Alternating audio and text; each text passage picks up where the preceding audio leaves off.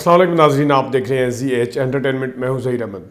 नाजरीन, आज हम एक ऐसे अदाकार की बात करेंगे कि जिनका फिल्म में आना और फिल्म के हर शोबे में कामयाब होना एक हैरान कुन वाक़या है, एक हैरान कुन हकीकत है।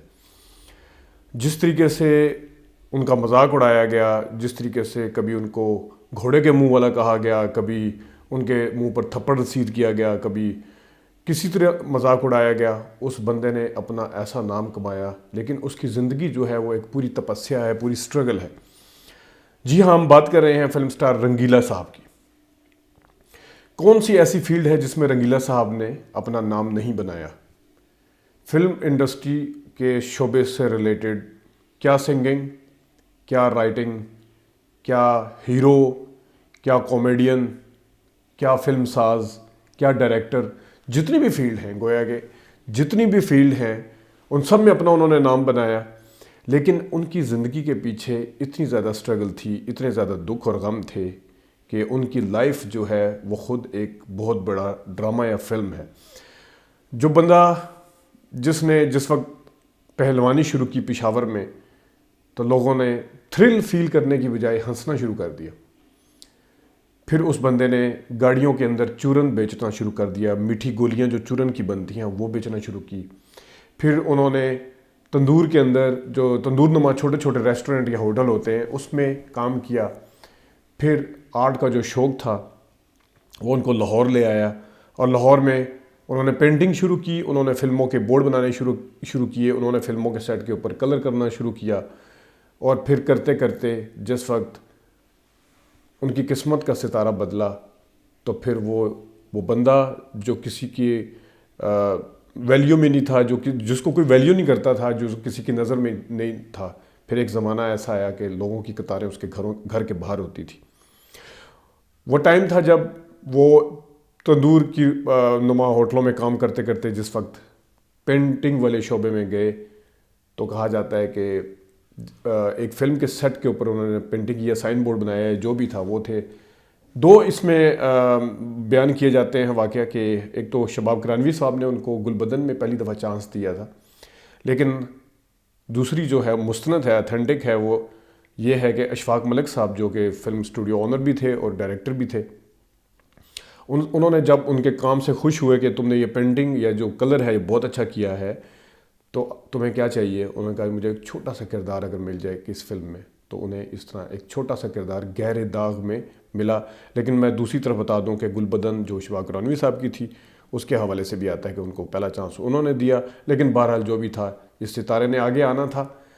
और जिस वक्त उन्होंने पुरानी संग दिल जो शबाब करानवी साहब की थी, उसमें उनकी सिर्फ एक कॉन्टीन्यूटी का डायलॉग था कि मैंने हांगकॉन्ग के नलकों का पानी पिया है, वो इतना पॉपुलर हुआ कि अवाम ज़द-ए-आम, वो क्या कि ज़ुबान ज़द-ए-आम हो गया वो।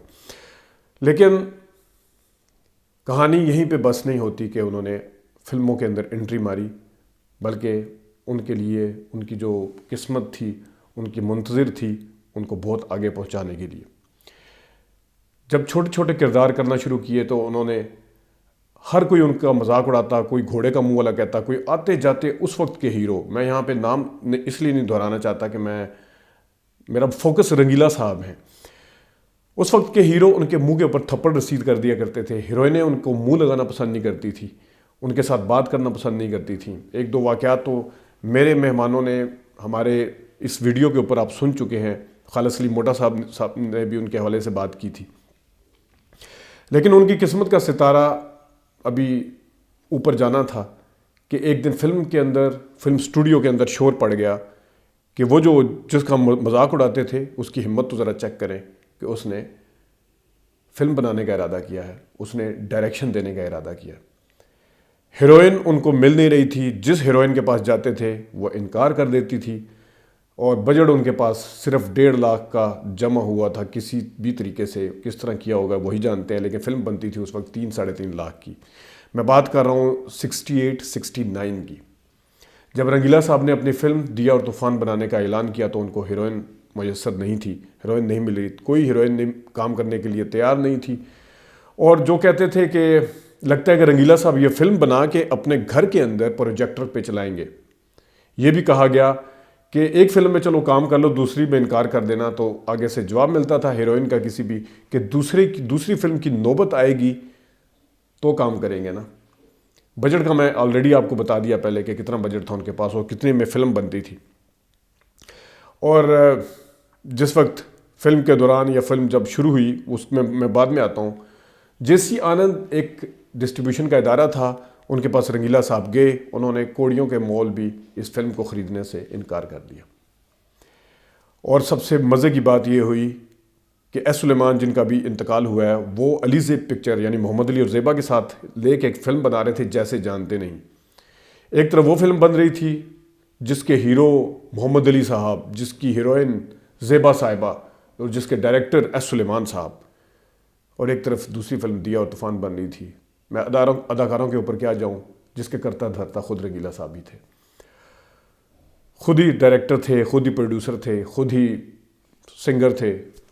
डायलॉग वगैरह भी स्टोरी उन्होंने किसी से लिखवाई थी लेकिन सुनाए डायलॉग भी उनके अपने थे। तो किसी ने आगे कहा कि जिस वक्त इन्होंने डिसाइड किया कि ये फिल्म उसी दिन आएगी जिस दिन जैसे जानते नहीं आएगी, तो लोगों ने मुंह में उंगलियां देना शुरू कर दी कि पहले तो खुदा खुदा करके तुमने फ़िल्म मुकम्मल की है, हम तो यही हैरान थे कि तुम्हारी तो फिल्म मुकम्मल होगी, यही बहुत बड़ा मौजज़ा है। तुम अपनी फ़िल्म उस दिन रिलीज़ कर रहे हो जिस दिन एस सुलेमान की फ़िल्म और जिस दिन मोहम्मद अली ज़ेबा की फ़िल्म जैसे जानते नहीं आ रही है। तुम्हारा दिमाग ठीक है? मोहम्मद अली साहब ने भी किसी के ज़रिए पैगाम पहुँचाया या ख़ुद उन्होंने बात की, क्यों अपने पाँव पे कुल्हाड़ी मार रहे हो, उस दिन वो फिल्म लेके आ रहे हो। लेकिन जिस वक्त ये फ़िल्म रिलीज़ हुई, इतनी ज़्यादा सुपरहिट हुई कि अगले दिन जहाँ पे मजाक उड़ाया गया था या 2-3 दिन बाद उसी जगह पे मोहम्मद अली और ज़ेबा जो थे वो उदास बैठे हुए थे और हर तरफ स्टूडियो में चर्चा था, तो दिया और तूफ़ान का चर्चा था। मोहम्मद अली साहब ने गो के उनको मुबारक भी दी, उनको कहा भी तुम्हें बहुत मुबारक हो, लेकिन तमाम फिल्म इंडस्ट्री के लिए एक हैरान कुन वाक़या था। और जेसी आनंद जो थे, जो पिक्चर के मालिक थे, जिन्होंने कोड़ियों के मोल भी इस पिक्चर को लेने से इनकार कर दिया था, उन्होंने 1-2 हफ्ते के बाद 10 लाख रुपए ऑफ़र किए कि फ़िल्म मुझे 10 लाख में दे दें। 1.5-2 लाख की बनी हुई फ़िल्म 10 लाख ऑफ़र किए कि ये फ़िल्म हमें बेच दी जाए। लेकिन रंगीला साहब ने उस वक्त उनको वो फिल्म नहीं दी, क्योंकि वो देख रहे थे कि मैं इससे भी कहीं ज़्यादा इससे कमाऊँगा उस फिल्म से। दिया और तूफ़ान का आना था कि रंगीला साहब की किस्मत का सितारा जैसे खुल गया। नाजरीन, मैं आपको ये भी बताता चलूँ कि दिया और तूफ़ान की जो उन्होंने कॉपी बनाई अमानत, फिर उनकी एक फ़िल्म थी जो कि 60 या 71 या 72 या अर्ली 70 या लेट 69 या 70 की कह सकते हैं, दिल और दुनिया, उसकी उन्होंने नकल की बेगुनाह। ये वो बंदा था कि जो जिसे कहते हैं कि मट्टी में हाथ डालना और वो भी सोना हो जाता था। रंगीला साहब ने पहले दिल और दुनिया भी कामयाब करवाई, या हुई उनकी कामयाब किस्मत से। दिया और तूफ़ान भी हुई उनकी किस्मत और उनकी मेहनत से। और उसके बाद जो उनको रीमेक किया अमानत और बेगुनाह के नाम से, तो उसमें भी उन्होंने मार नहीं खाई, उसमें भी ये हुआ। नाज़रीन, एक किस्सा मैं आपको ये बताता चलूँ। जिस वक्त इसको रंगीला साहब को घोड़े के मुंह वाला कहा जाता था, हर कोई मजाक उड़ाता था, जिस वक्त थप्पड़ आते जाते उनको रसीद कर दिया जाता था, इनको किसी खातिर में नहीं लाया जाता था, तो एक खलील कैसर मरहूम जो हमारे मायानाज डायरेक्टर हैं, उन्होंने एक ऐसा काम किया। मायानाज डायरेक्टर जिस बंदे को खातिर में नहीं लाता था, जिसको हो सकता है कि बाकी डायरेक्टर अपने कैमरे के पीछे भी उस वक्त खड़ा ना होने देते हो, जहाँ पे वो खुद खड़े होते हैं, देखते हैं, चेक करते हैं, क्योंकि इस तरह के बिहेवियर होते हैं। इसके ऊपर मैं भी कभी बात करूँगा, मैं वाक़यात भी बताऊँगा आपको।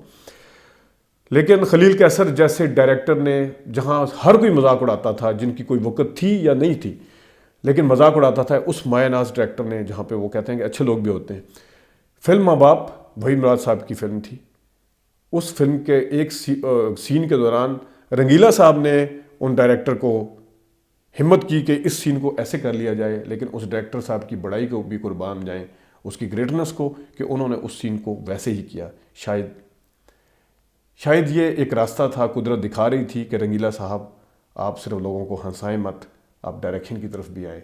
या एक किस्मत जो थी उनको इस तरफ लेके आ रही थी। हो सकता है उससे हौसला बना हो उनका, लेकिन जो भी था, रंगीला साहब के साथ जो हीरोइनें काम करने के लिए तैयार नहीं होती थी, उसके बाद लाइन लग गई कि रंगीला साहब के पीछे पीछे। तो रंगीला साहब की जब मर्जी होती थी, जिस मर्जी हीरोइन को कट करते थे, जिस मर्जी हीरोइन को लेते थे। निशो का वाक़या मैं आपको पहले बता चुका हूँ रंगीला फिल्म रंगीला के रिव्यू के ऊपर, कि निशो जो थी वो जिस वक्त बाजी कर रही थी तो रंगीला साहब उस सेट पे आए, उन्होंने देखा तो उन्होंने पहले से तयशुदा हीरोइन को उसमें से कट किया। और रंगीला जो किरदार था वो जो गाना भी आप जानते हैं रंगीला फिल्म का, हाईवे मन मोने में सब तो सोने, जो निशो के ऊपर पिक्चराइज हुआ, वो निशो साहिबा ने वो किरदार अदा किया।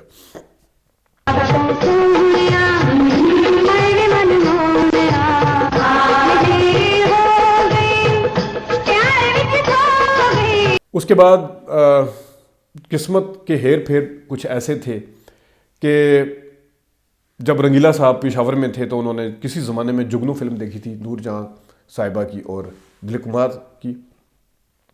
फिर एक टाइम ऐसा आया कि नूरजहां के लिए इन्होंने धुनें बनाई, इन्होंने गाने दिए अपने फिल्म में जिसको वो आइडियलाइज करते थे। और दिलीप कुमार साहब के साथ इन्होंने लंदन में और मुख्तलिफ जगह पे शो किए, उनके साथ उनको बिठा के। और इसके साथ साथ आपको नाज़रीन ये भी गानों के ऊपर मैं बाद में आऊँगा, जो रंगीला साहब सिंगर बने, डायरेक्टर के उनके फिल्में इतनी ज़्यादा हैं। फिर उन्होंने रंगीला बनाई, दिया तूफ़ान के साथ 4 फिल्में मैं आपको पहले गिनवा चुका हूँ।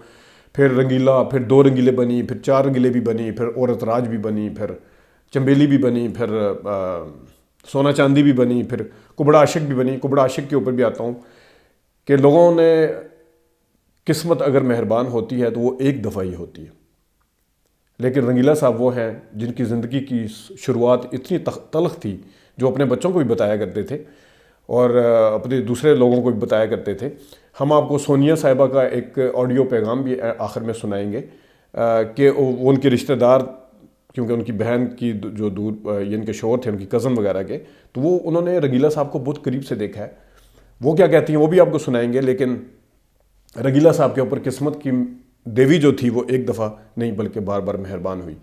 जब कुबड़ा आशिक एंथोनी क्विन की एक फिल्म थी, उसको चरबा करके बनाया गया, उसको रीमेक करके, उनके विजन को चेक करेंगे, उन्होंने सीधा हाथ कहाँ पे मारा। उससे पहले वो चार्ली चैपलिन वालों को भी कर चुके थे। ये उनके विजन की तरफ इशारा करता है कि उनका कितना था। एक अनपढ़ आदमी का विजन चेक करें कि वो एक हॉलीवुड की फिल्में जो थी उनको नकल करके बनाता रहा या उनको रीमेक करता रहा। बुरी बात नहीं, राज कपूर साहब खुद करते थे इस तरह के काम, जो माया नाज माने हुए फिल्म मेकर हैं बॉलीवुड के।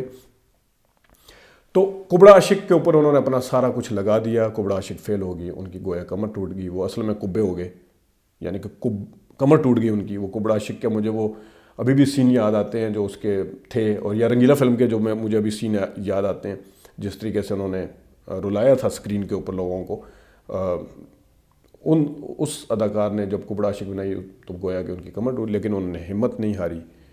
उनकी ज़िंदगी का जो वाक़या है वो उन्होंने हिम्मत नहीं हारी। हम तो ट्राई अगेन पढ़ते होते थे किताबों के अंदर, लेकिन ये एक अमली मिसाल है कि उन्होंने हिम्मत नहीं हारी और उन्होंने उसके बाद दोबारा से एक फ़िल्म बनाई जो औरत राज थी। औरत राज के ऊपर भी उन्होंने एक रशिया की फ़िल्म थी उसको वो किया था, लेकिन औरतों के सोशल इशू के ऊपर उन्होंने इस फिल्म को बनाया, जिसमें वहीद मुराद साहब जैसे और सुल्तान रई जैसे और आसिफ खान जैसे लोगों ने काम किया। और फिर उनकी किस्मत का सितारा दोबारा से चमका। और सोना चांदी जैसी माया नाज फिल्म भी उन्होंने बनाई, अली जाज संगीता साहिबा को लेके उन्होंने उसको भी कामयाब करवाया, या वो भी कामयाब हुई। रंगीला साहब का फ़न जो है वो इतना ज़्यादा लामहदूद है, कॉमेडी के साथ साथ स्क्रीन के ऊपर कॉमेडी करने के साथ साथ मेरे ख्याल में मुनव्वर ज़रीफ़ साहब के मुकाबले की अगर वो उस तरह की कॉमेडी नहीं कर सकते थे, लेकिन वो इतने अच्छे फिल्म मेकर थे, इतने अच्छे सिंगर थे, इतने अच्छे डायरेक्टर के साथ कहना चाहिए वो सब कुछ करते थे कि वो अपनी मिसाल आप थे। जहाँ पे वो मुनव्वर ज़रीफ़ साहब को भी मात देते हैं स्क्रीन के ऊपर, बाकी फील्ड में तो उन्होंने दी, स्क्रीन के ऊपर वो थी उनकी संजीदा अदाकारी। मुनव्वर ज़रीफ़ साहब बेसाख्ता जुमलों के मास्टर, जिनको धर्मेंद्र जैसे ने कॉपी किया, लेकिन जिनको पाकिस्तान में आज भी कॉपी किया जाता है, लेकिन वो संजीदा अदाकारी नहीं कर सकते थे। रंगीला साहब ने जितनी फिल्में मैंने आपको गिनवाई, बशमूल रंगीला, ख़ुद रंगीला फिल्म जो थी उसके अंदर उन्होंने संजीदा अदाकारी की भी एक मिसाल छोड़ी। और फिर ये मैं बचपन में मैंने जो सबसे पहले गाना मेहदी हसन खान साहब का सुना, एक हुस्न की देवी से मुझे प्यार हुआ था। मैं समझता था कि ये गाना जो है ये शाहिद के ऊपर होगा, ये मोहम्मद अली साहब के ऊपर होगा, नदीम साहब के ऊपर होगा, ये और किसी अदाकार के ऊपर होगा जो सीरियस उसका है। लेकिन ये गाना जो है रंगीला साहब के ऊपर पिक्चराइज हुआ एक हुस्न की देवी से मुझे प्यार हुआ था। रंगीला साहब के फ़न के हवाले से क्या क्या बात की जाए। गानों के ऊपर अगर आए, जब गाना इनका था गा मेरे मनवा गाता जा रे जाना है हमका दूर, इस गाने को जब लंदन में दिलीप कुमार साहब गए हुए थे, किसी ने प्ले किया, किसी सिख ने, तो उन्होंने कहा कि आप इसको जज करेंगे किन की आवाज़ है, तो उन्होंने कहा कि ये और किसी की नहीं, मुकेश की आवाज़ है। गानों के अंदर उनकी आवाज़ के अंदर जो दुख था वो आप गा मेरे मनवा सुन लें। गा मेरे मनवा गाता जा रे जाना है हमका दूर। आप हमने जो देखे ख्वाब सुहाने, आज उनकी ताबीर मिली, रंगीला फिल्म का गाना, आप वो सुने। आप टूट गए आज मेरे दिल दे सा, वो सुन लें। आप मेरा महबूब मेरे प्यार का कातिल निकला, आप वो सुन लें। मेरा महबूब मेरे प्यार का कातिल निकला। मैं किस किस गाने का यहाँ पे जिक्र करूँ। रंगीला साहब ने एक दफ़ा जिन्होंने सुना उनको, वो बिल्कुल एक नया रूप था रंगीला साहब का, कि जिनको देख के हंसी आ जाती थी स्क्रीन के ऊपर, जो भी बोलते नहीं थे तो हंसी आ जाती थी। आप ये गाने सुने, आपको अगर रोना ना आए तो आप मुझे कहिएगा। जिन लोगों ने सुन रखे हैं वो मेरी बात से बहुत अच्छे तरीके से इत्फाक भी करेंगे। आखिर में उनकी जो मैंने बताया दूर पार की या करीबी रिश्तेदार उनकी कज़न के खामन थे, क्योंकि रंगीला साहब मैंने जब सोनिया साहिबा का इंटरव्यू किया था उसमें रंगीला साहब की उन्होंने बहुत बातें बताई थी, जिसमें उनको जिस वक्त नखरा आ गया था उसके हवाले से भी बात की थी। लेकिन क्योंकि मैं उनकी यादें शेयर करना चाहता हूँ, मैं उनकी स्ट्रगल को आपके सामने रखना चाहता हूँ, मैं एक मिसाल जिनका लोगों ने मजाक उड़ाया मैं वो सामने रखना चाहता हूँ। ये एक फ़िल्म नहीं थी। मैं अक्सर फ़िल्मों का जिक्र करता हूँ कि फ़लाना फ़िल्म जो बन रही थी वो लोगों ने मजाक उड़ाया कि कामयाब होगी या नहीं होगी। वो उसके अंदर उस वक्त के सितारे काम करते थे टॉप के, तो वो किसी भी वजह से उनको इतनी ज़्यादा उम्मीदें नहीं होती थी। अक्सर मैं जिक्र करता रहता हूँ, उन फिल्मों का रिव्यू भी देता हूँ जिनके साथ यही था कि ये फ्लॉप हो जाएंगी। लेकिन ये एक ऐसे अदाकार की ऑटोबायोग्राफी है, एक ऐसे अदाकार की ज़िंदगी का अहवाल है कि आप देखें कि सब कुछ मुआवजे से कम नहीं, किस्मत का सितारा किस तरह चमका, लेकिन उनकी हिम्मत को भी दाद देते हैं कि उन्होंने हिम्मत भी की, उन्होंने सोचा भी सही कि ये काम जो पूरी दुनिया मुखालफत कर रही है, मैं ये काम भी कर सकता हूँ, मैं इसको करके भी दिखा सकता हूँ। ये भी उनकी अपनी मिसाल आप थी। हमने रंगीला साहब की क्योंकि यादें ताज़ा करनी थी, आज वो हम में नहीं है। वो सुपर डुपर फ़नकार हैं, आर्टिस्ट हैं हर लिहाज से। शायद किसी और फिल्म इंडस्ट्री में होते तो उनका बहुत बड़ा नाम होता। उनके 500-600 उनकी फ़िल्में, फिर उनकी एज ए डायरेक्टर फ़िल्में, फिर उनके गाने, फिर उनकी स्क्रिप्ट, उनकी अदाकारी, सब अपनी मिसाल आप हैं। आज हमें नहीं, हमने उनकी कुछ यादें ताज़ा करनी थी। इस अजीम अदाकार को हमने खराज तहसीन पेश करना था। और आखिर में इसी के साथ आपसे इजाज़त चाहूँगा कि आप फिल्म स्टार सोनिया जो है वो अपने मोहसिन के बारे में, उनको मोहसिन भी मानती हैं क्योंकि उन्होंने फिल्म में भी रखा, उनको बार बार रखा और फिल्म में लेके भी सोनिया को वही आए थे। वो उनके बारे में क्या कहती हैं ये आप सुन लीजिए। और आज के लिए इतना ही, इजाज़त दीजिए, अल्लाह हाफ़िज़। जब हमने आँख खोली तो वो घर में मौजूद थे और हम सुनते ही थे उनकी बातें। स्ट्रगल तो उनकी बहुत थी। वो बसों में जो है वो गोलियां भी बेचा करते थे, चूरन वाली। और उन्होंने जो है वो जो लक्ष्मी में वो बोर्ड भी पेंट किया करते थे, वहाँ पे जो बड़े बड़े बोर्ड होते थे फिल्मों के। और बहुत सारी स्ट्रगल है उनकी। और वो अफरीदी थे बेसिकली वो, और वो गैर इलाके से थे और उधर से ही उनकी जो थी वो मतलब उनका ताल्लुक है। और जब वो आए जब इधर लाहौर की तरफ, तो उनकी एक सिस्टर थी और वो 2 बहन भाई थे। और मैंने उनकी सिस्टर को देखा था, बचपन में उनके घर जाते थे। और वो बहुत ही ट्रेडिशनल अफरीदी पठान खातून थी और उनके मियाँ भी अफरीदी पठान थे। और वो जो है चिबुर्जी के पास सिनेमा होता था, उस उधर एक एरिया था, वहाँ उनका घर हुआ करता था। तो हम जाते होते थे और हमने इन दोनों बहन भाई को देखा, पर इन्होंने अपनी बहन को इन्होंने सपोर्ट किया, ये उनकी फैमिली को देखते थे, संभालते थे। तो ये कि पीछे के रिश्तेदार मैं ना कभी मिली ना देखे, वो शायद पीछे ही रह गए थे उनके, लेकिन ये कि थी उनकी स्ट्रगल, उन्होंने बहुत स्क्रैच से अपना ये सारा चीजें शुरू की और उसके बाद ये कि बाकी की कहानी तो तारीख में है ही उनकी, लेकिन ये सच है कि उन्होंने ये सब काम किए थे और वो बताया करते थे कि ऐसे मैंने मेहनत की और मैं यहाँ तक पहुंचा।